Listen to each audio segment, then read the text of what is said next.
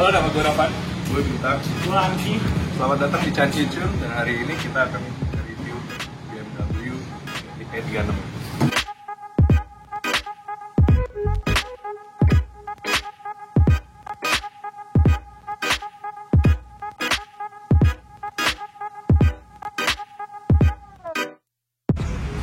Oke sobat Cancincun, di sini udah ada mobil gue sama Novan, BMW 36 323i manual tahun 97, dan ini mobil gue udah punya dari tahun 2017, jadi kurang lebih gue udah pakai 3 tahun sama Novan. Dan kenapa gue pilih BMW 36 ini sama Novan? Soalnya waktu itu kita lagi cari mobil mainan, dan pada saat itu mobil mainan yang menurut gue paling make sense, paling gampang dirawatnya, dan barangnya paling banyak, dan harganya masih affordable menurut gue E36 ini. Dan E36 tuh di market masih banyak ya barangnya, dan untuk nyari yang barang dalam kondisi bagus atau yang sesuai dengan budget kalian tuh banyak, dari yang mulai harga 30 jutaan sampai harga 100 jutaan tuh ada, dan emang tipenya banyak sih, dari 318 sampai 323, 325, 328 tuh ada semua di Indonesia. Untuk mesin mobil gue dan Novan ini cukup standar, perubahannya nggak banyak yang dilakuin. Mainly cuman intake ini aja, intake-nya gue pakai intake-nya BMW M50, dan perbedaannya antara intake M50 sama intake bawaannya ini M52, yang M50 punya tuh lebih, runnernya lebih besar. Jadi kalau yang punyanya M52 tuh mungkin cuma sekitar 75%-nya atau 34%-nya lah size dari yang ini. Lainnya sih standar, cuman perubahan dari intake ini gue juga nggak merasa perbedaan yang signifikan sih, hampir sama aja sama intake standarnya. Untuk lainnya semua standar. Coilover gue pakai ESX, menurut gue enak banget ESX, apalagi untuk mobil yang sering dipakai harian karena masih empuk, dan untuk drift masih oke. Emang kalau kemarin sempat gue bawa ke Sentul, gue pakai di track, udah settingan paling keras, tetap masih agak kempukan sih buat gue. Cuman kalau untuk daily dan drift menurut gue udah oke banget. Untuk bagian mesin mobil ini sendiri cukup gampang dirawatnya dan cukup badak lah, cukup kuat mesinnya. Dan karena mobil gua nggak banyak yang dirubah, jadi kita lanjut ke interior aja.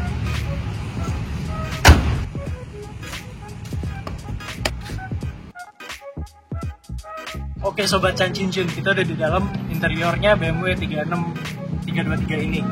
Untuk dalamannya sih kurang lebih layoutnya seperti ini. Dari dulu sampai sekarang BMW kurang lebih masih sama sih layout dasarnya. Interior tengahnya ini lebih tilt ke arah pengemudi ya. Dan untuk setirnya sendiri ini gue pakai setirnya E36 Euro. Dan yang lainnya sih ini standar, cuman panel kayu aja yang kayaknya diganti sama previous ownernya, dan lain-lainnya standar sih. Dan untuk center clusternya ini layoutnya kurang lebih seperti ini. KCLC yang satu gede banget nih di atas, di bawahnya ada tape-nya, dan di tengahnya ini ada climate control yang udah automatic dan udah dual zone juga. Jadi untuk mobil tahun segini menurut gue udah canggih banget. Dan di bawahnya ini surprisingly ada onboard computer, biarpun ini udah gantian juga. Aslinya 36323 yang masuk Indonesia itu cuman nggak selengkap ini lah onboard computer ya, tapi ini udah diganti yang pakai yang full spec, udah lengkap. Dibilangnya sih OBC 18 button.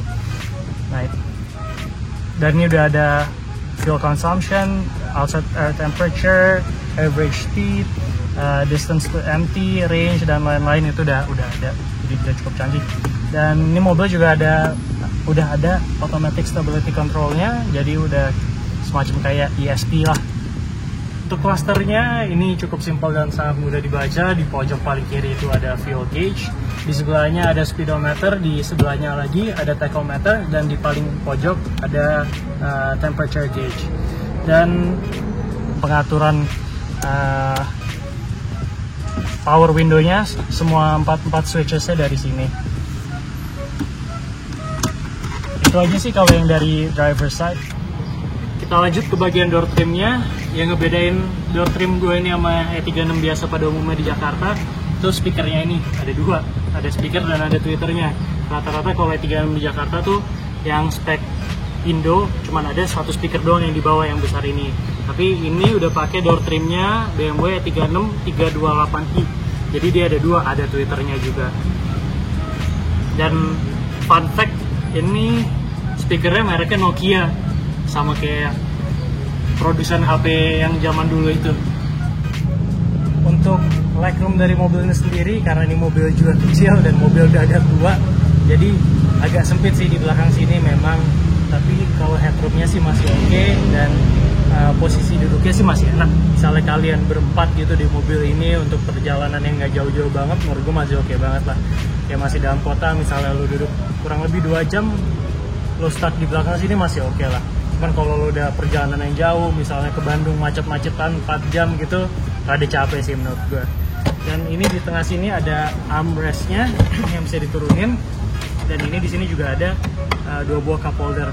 Dan untuk mobil ini, the only cup holders yang ada tuh cuman ada 2 di belakang sini, di depan tuh nggak ada sama sekali. Jadi ya agak ribet juga sih untuk naruh minuman, apalagi minuman dengan kontainer yang buka gitu. Nah, dan mobil ini uniknya juga belakangnya ini udah ada sunshade-nya. Biarpun masih manual, kalau mobil-mobil zaman sekarang kan banyak yang udah elektrik, kalau pencet doang. Kalau ini masih manual, cuman ya ada. Ini tinggal ada latch-nya, tinggal ditarik dan diklip ke tempatnya. Udah kayak gini, jadi enak kalau duduk di belakang, nggak panas-panas banget kalau misalnya ada sorotan sinar matahari dari arah belakang. Dan juga ini kalau kita ngeliat ke atas, ini mobil udah diganti headlinernya pakai warna hitam, dan semua handle-nya dan pencet-pencetan lampunya itu juga semua udah dicat warna hitam. Aslinya tuh kalau nggak salah warnanya abu-abu silver gitulah kurang lebih. Oke, jadi di sini kita langsung aja ke mobilnya. Nah, ini kalau kita lihat di sini dari depan itu, ini udah yang versi facelift. Untuk facelift itu bedanya ada di grillnya. Grillnya ini kalau yang versi facelift lebih maju ke depan, kalau yang pre facelift 97 ke bawah itu lebih masuk dalam. Dan untuk body kit kita ini udah full MTEK, original juga MTEK-nya, tapi kita dapetnya udah kayak gini. Dan untuk di velgnya sendiri kita pakai Work Seeker FX ring 18, lebarnya 8, PT-nya 45. Dan untuk ban kita pakai ukuran 225 40 ring 18, pakai Pirelli Cinturato. Dan ini untuk side moldingnya juga udah MTEK semua, side skirtnya juga udah MTEK. Dan untuk di bagian belakang ya, bumper belakang juga udah MTEK. Spoiler kita pakai AC Schnitzer yang karbon, dan di belakang knalpot ada pakai merek Eisenman.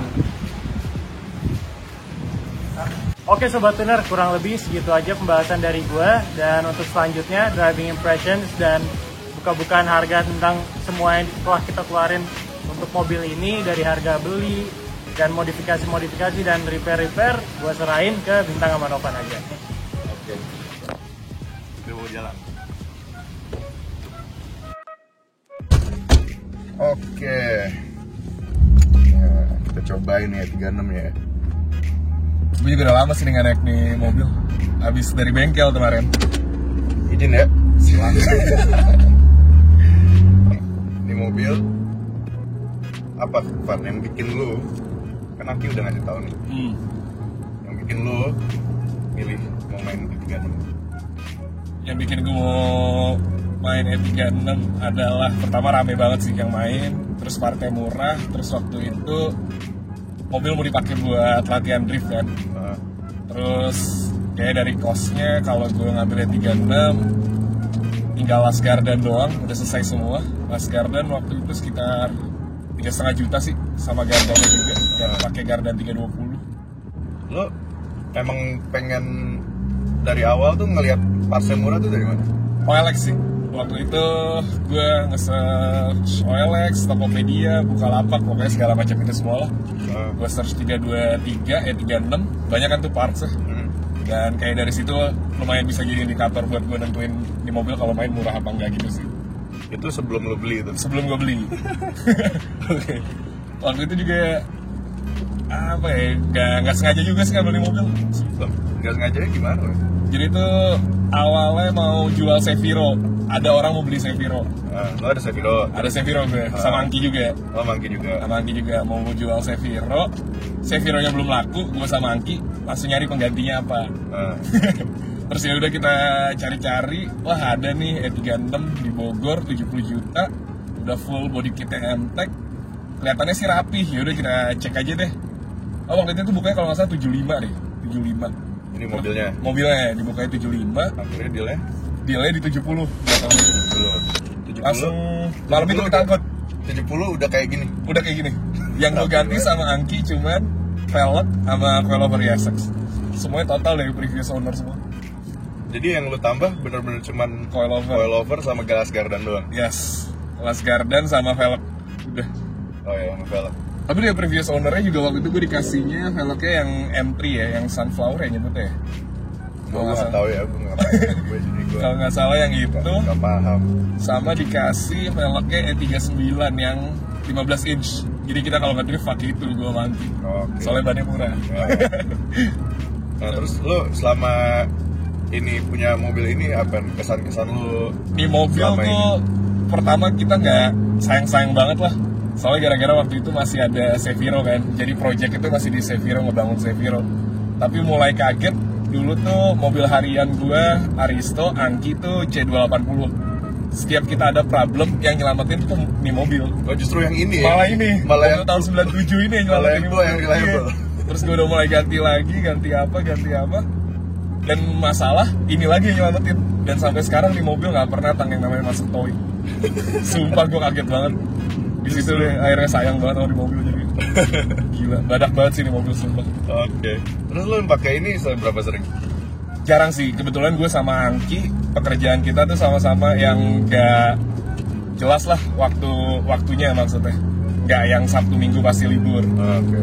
Nah dan biasanya kalau ngeluarin di mobil juga kebanyakan kalau lagi ada acara drift atau lagi emang pengen udah lama banget gak dipakai di mobil dan sekali dikeluarin tapi langsung disiksa tang. Itu makanya gue kagetnya di mobil tuh sehat banget. Hebat juga nih mobil tuh ya? Wah sumpah tang. Gue amazed sih sama di mobil sumpah. Oke, kalau dari sisi performanya menurut lu gimana? Kalau performanya oke juga sih. Kemarin tuh gue sama Angki lu lah cek 9 bintang mobil 2019 ya tang. Di atas kalah sama 2500 cc tahun 97. Bener sih, iya sih. Agak kaget sih ini mobil sumpah. Oke, kalau apa namanya, selain dari performa, misalnya day to day, tiap hari, ada keluhan atau justru ada mungkin gak enaknya kalau daily tuh gara-gara gardannya dilas ya. Jadi dikit-dikit kalau gue belok tuh cut. Jadi kayak agak lumayan berisik aja sih. Oh gitu emang? Ntar gue coba ya. Oke. Jangan di-driftin tapi ya. Putar balik maksudnya. Oh siap.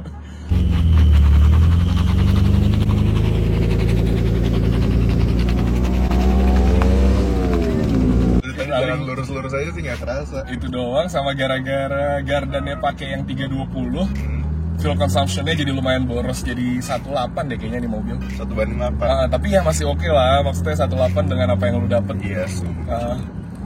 Lumayan juga dengan 2500 cc. 2500 cc, 6 silinder dan power oke? Power oke sih. Kencang.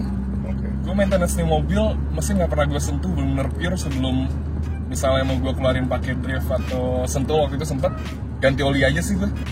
Ganti oli. Maksudnya yang kayak gitu aja yang gue maintain. Maintenance ringan doang, nggak ada major change yang gede gitu. Dan yang biasa kena nih di mobil ini cuman gardan ya, tapi ya oke lah, soalnya dipakai untuk drift terus kan. Gardannya dipakai banget. Dipakai banget dan itu doang. Gearbox aman, mesin aman, ECU aman, keelektrikan aman semua sih. Oke, power mesinnya gue coba tarik ya. Oke. Dikit, ketua. Gigi satu nih ya.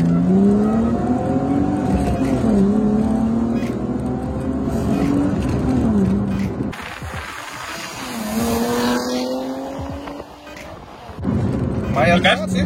Kelas kalah kan? Lumayan banget. Lumayan kan buat tahun 97 Lumayan cuy. banget. Dan kayak ya udah ini mesin standar total. Cuman intake-nya diganti yang M50. Menurut lo enak gak, Tang? Ride-nya? Ride-nya Nggak, gini deh, lo tebak. Ini mobil udah ganti nggak?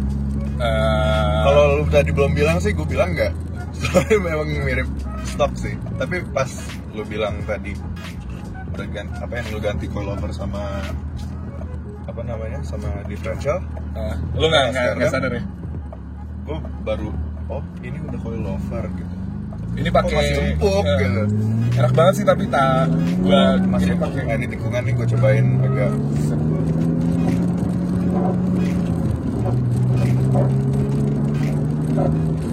Emang gak ada rollnya sih. Emang kayak coilover, Iya. tapi empuknya oke banget. koplingnya menurut lo berat gak kalau dipakai daily? Enggak, Kan? Enak, sumpah deh, mobil tuh enak banget. gue udah nyobain kopling yang namanya, kalau kalian tahu, dulu ada mobil namanya Opel Blazer. Waduh, itu kopling kayak batu bata. Waduh. Ini juga gue pakai bensinnya Pertamax sih, gak gue manja-manja banget pakai turbo gitu-gitu. Pertamax biasa aja. Kasih Pertamax biasa aja. Nggak turbo kan, nggak force induction ya, oke lah. Jadi maintenance cost-nya oke, dan ganti oli gue juga nggak pernah yang mahal-mahal banget, Tang. Biasa pakai Castrol, Shell gitu-gitu. Ini pakai yang 10W40. 1040. Nah, 1040 viscosity-nya. Terus ini tuh sekitar 7,5 liter deh kalau nggak salah kalau ganti oli. Lumayan gede sih ya, soalnya 2500 cc. Iya. Tapi biasanya beli 8 tuh, kemarin gue ganti oli sama filter Kena berapa? 600.000.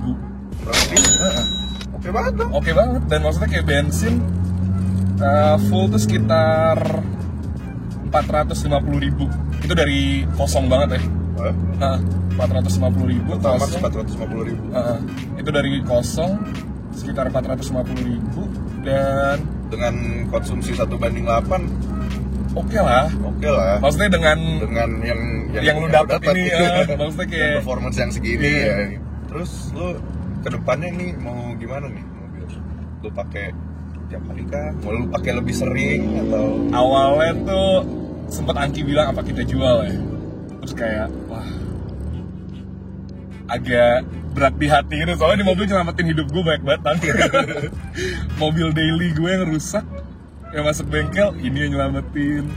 Jadi lumayan sering gue pakai harian sih di mobil, dan badak banget, nggak pernah ngambek, nggak pernah minta jajan yang ribet-ribet. Berarti ini kayak di luar ekspektasi lu dari awal. Sangat. Kirain beli mobil tua tapi bakal rusak-rusak. Iya, gue Ternyata awal malah yang paling reliable nih. malah ini yang paling Malah reliable tahun 97. tahun 97 yang reliable. Oke Pan, mungkin kita tutup di sini kali ya. Oke lah. Reviewnya menurut gue ini udah lengkap banget. Yang gue cobain dari tadi doang, padahal udah Muter-muter lumayan ya. terasa. Oke deh, Sobat Tuner, sekian reviewnya nih E36 BMW tahun 97 323i. 323. Kita ketemu lagi di episode berikutnya ya. Bye. Bye.